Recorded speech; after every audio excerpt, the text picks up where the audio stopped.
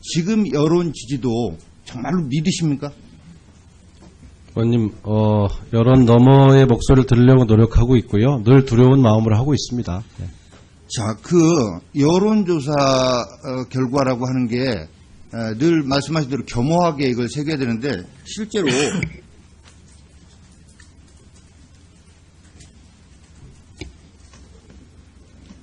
네, 실제로 이 여론이 조작되고 관리되고 있다라는 것들이 최근에 나타났어요.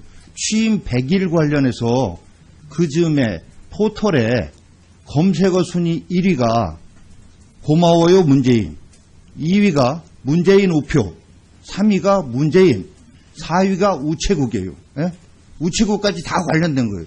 이게 소위 말하는 문바라고 하는 분들이 100일 축하 선물을 만들어 드리자 해가지고 작업에 쫙 들어가니까 이런 일이 나타나요. 이런 일이. 아니, 어떻게 1위, 2위, 3위, 4위가 전부 다 문재인 대통령의 그걸로 나타나는 거예요. 이런 여론조사 믿고 인사 이렇게 한다면 이게 우리 당에서는 이걸 보나코 인사라고, 예? 보온 인사, 나홀로 인사, 코드 인사라고 하는데 저는 제가 저 보톡스 인사라고 하는 말 한번 생각해 봤어요. 정말 보온과 코드 인사고 정말 독선과 오만의 인사고 스스로 셀프 면제해주는 우리는 괜찮다. 이게 왜 나왔는가? 이래서 왜 나왔는 것보다 이런 인식을 갖고 있으니까 이번 인사 과정에서 지명 철회가 전혀 없어요. 지명 철회가. 그리고 지금 식약처장을 비롯해 잘못이 드러나도 사퇴도 안 하고 책임도 안 져요. 이게 뭐냐면 우리는 무오류다. 운동권적 시각입니다. 우리는 무오류다. 우리는 당당하다. 우리가 선이다. 우리가 하는 것은 무조건 옳다. 이런 인식 가지고 정치하면 되겠습니까? 이게 우리 역사뿐만 아니라 전 세계의 정치사를 봐도 이런 인식 가지고 정치하면 국민은 불행해지고 그 정권도 불행해지는 거 아니겠는가. 이런 면에서 좀 겸허한 국정 운영하는데 비서실장으로서의 역할을 해주시기를 각별히 좀 부탁드리겠습니다. 네, 그렇게 하겠습니다. 네, 자, 우리 이게 지금 전달받았습니다만 김현철 우리 경제부장관님, 잠시 전에 중앙일보의 성격이 뭔지 알 거라고 했습니다. 중앙일보의 회사 성격이 뭡니까? 아니, 아까 이렇게 답변하시는 중에 중앙일보의 성격이 뭔지는 잘 아시겠지만 이런 식의 말씀하셨는데 중앙일보의 성격이 뭔지 궁금해서 한번 여쭤보는 겁니다. 3대 일간지라고 생각하고 그런 말이 지금 무슨 일간지죠? 3대 일간지라고 알고 있습니다. 그런 뜻으로 얘기하신 거 맞아요? 예. 무슨 장난치는 거예요, 지금? 이 부분에 대해서는 시간이 다 됐으니까. 네, 조영기 의원 수고하셨습니다. 다음 더민주의 재윤경 의원 질의해 주시기 바랍니다. 예, 재윤경입니다. 좀 전에 이 경제수석님, 경제부장님께서 아마 중앙일보에 대한 성격은 경제를 바라보는 그 패러다임을 바라보는 시각에 대한 성격을 말씀을 하셨을 거라고 생각하고요. 그 부분에 대해서는 좀 더 솔직하게 말씀하셔도 될 것 같습니다. 좀 전에 인사 원칙을 위반을 해도 위반은 나름이다 그러셨죠?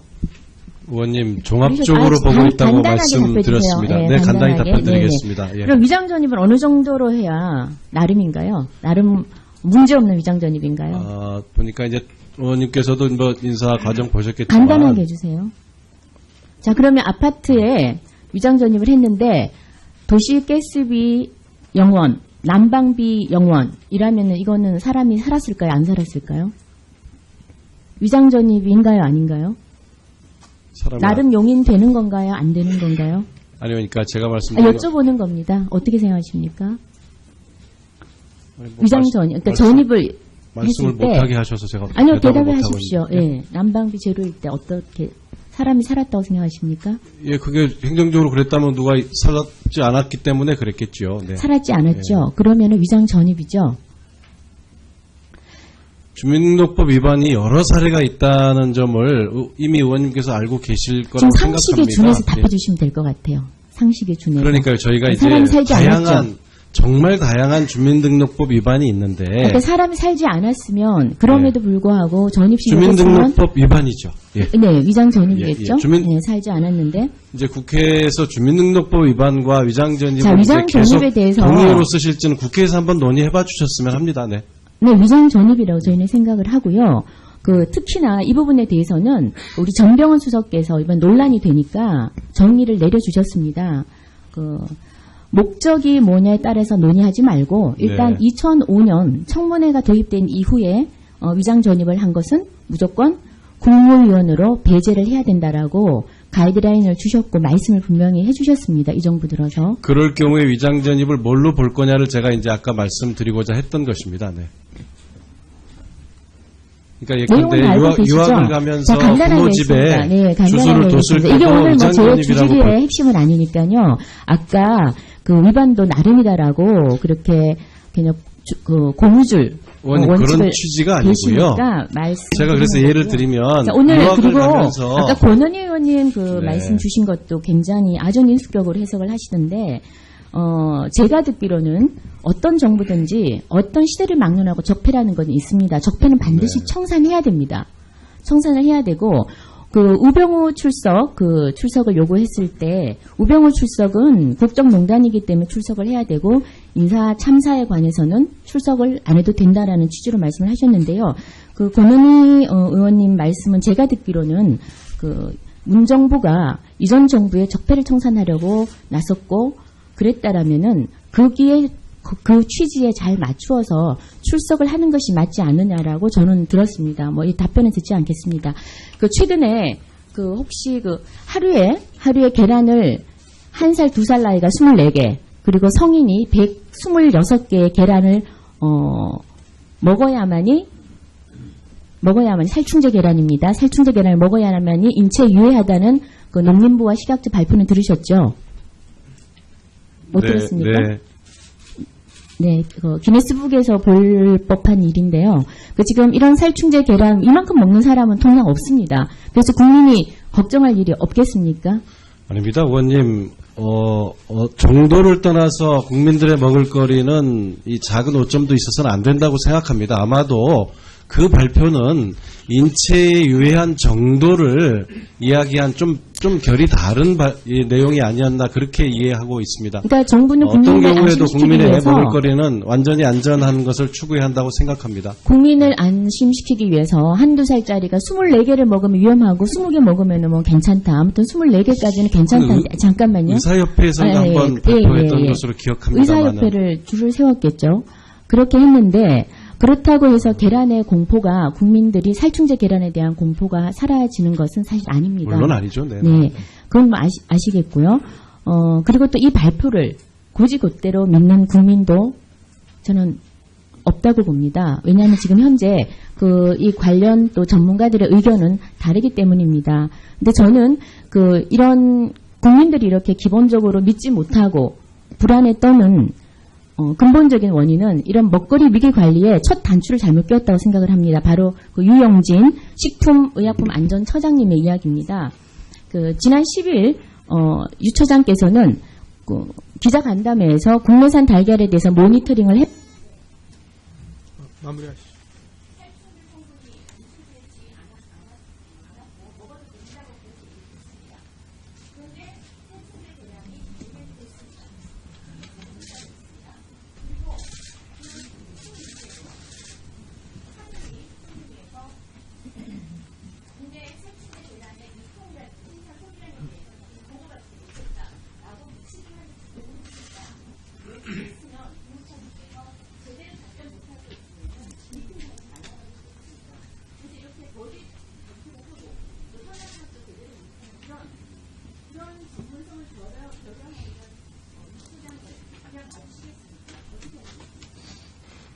제가 조금 답변 드려도 되겠습니까? 네. 지금 이제 이번 계란 파동은 상당히 종합적인 대책이 필요한 문제로 보입니다. 유영진 식약처장이 초기에 업무 파악이 좀 부족하고 또 부적절한 발언을 함으로써 국민들의 염려를 키운 것은 매우 안타깝고 유감스럽게 생각합니다. 다만 계란 이게 생산 단계에서의 훨씬 많은 문제들을 지금 저희가 논의하고 있고 동시에 또 이제 유통 단계와 함께 보고 있는데요. 이것을 모두 이제 유영진 식약처장에게 책임을 묻는 것보다는 저희가 종합적으로 체계적으로 좀 대책을 세우는 게 더 급해 보이고요. 유영진 처장은 앞서 제가 잠깐 말씀드렸지만 이 약품 분야에 그리고 사회 보건 의료 분야에 상당한 전문가입니다. 또 저희는 사회 경험 또 정치 경험이 있다는 점도 오히려 장점으로 봤습니다. 저희가 실제로 인사를 할 때 이 국회의원님들이 가장 이 종합적인 전문성을 갖고 계십니다. 본인 분야뿐만 아니라 그래서 그분 역시 약품 쪽에 전문성을 갖고 계시는 데다가 다양한 이 사회활동 또 정치활동을 통해서 집중된 전문성에 대한 기대를 갖고 했습니다. 좀 더 지켜봐 주시기 바랍니다. 네. 부장님께서 아마 중앙일보에 대한 성격은 경제를 바라보는 그 패러다임을 바라보는 시각에 대한 성격을 말씀을 하셨을 거라고 생각하고요. 그 부분에 대해서는 좀 더 솔직하게 말씀하셔도 될 것 같습니다. 좀 전에 그 인사 원칙을 위반을 해도 위반은 나름이다 그러셨죠? 의원님 종합적으로 보고 있다고 말씀드렸습니다. 네, 네, 간단히 간단하게. 답변드리겠습니다. 예. 그럼 위장전입은 어느 정도로 해야 나름인가요? 나름 문제없는 위장전입인가요? 보니까 이제 의원님께서도 뭐 인사 과정 보셨겠지만 간단하게 해주세요. 자, 그러면 아파트에 위장전입을 했는데 도시가스비 0원, 난방비 0원이라면 이거는 사람이 살았을까요? 안 살았을까요? 위장전입인가요? 아닌가요? 그리고 지금 식약처장을 비롯해 잘못이 드러나도 사퇴도 안 하고 책임도 안 져요. 이게 뭐냐면 우리는 무오류다. 운동권적 시각입니다. 우리는 무오류다. 우리는 당당하다. 우리가 선이다. 우리가 하는 것은 무조건 옳다. 이런 인식 가지고 정치하면 되겠습니까? 이게 우리 역사뿐만 아니라 전 세계의 정치사를 봐도 이런 인식 가지고 정치하면 국민은 불행해지고 그 정권도 불행해지는 거 아니겠는가. 이런 면에서 좀 겸허한 국정 운영하는데 비서실장으로서의 역할을 해주시기를 각별히 좀 부탁드리겠습니다. 네, 그렇게 하겠습니다. 네, 자, 우리 이게 지금 전달받았습니다만 김현철 우리 경제부장관님 잠시 전에 중앙일보의 성격이 뭔지 알 거라고 했습니다. 지금 여론 지지도 정말로 믿으십니까? 의원님, 여론 너머의 목소리를 들으려고 노력하고 있고요. 늘 두려운 마음으로 하고 있습니다. 네. 자, 그 여론조사 결과라고 하는 게 늘 말씀하신 대로 겸허하게 이걸 새겨야 되는데 실제로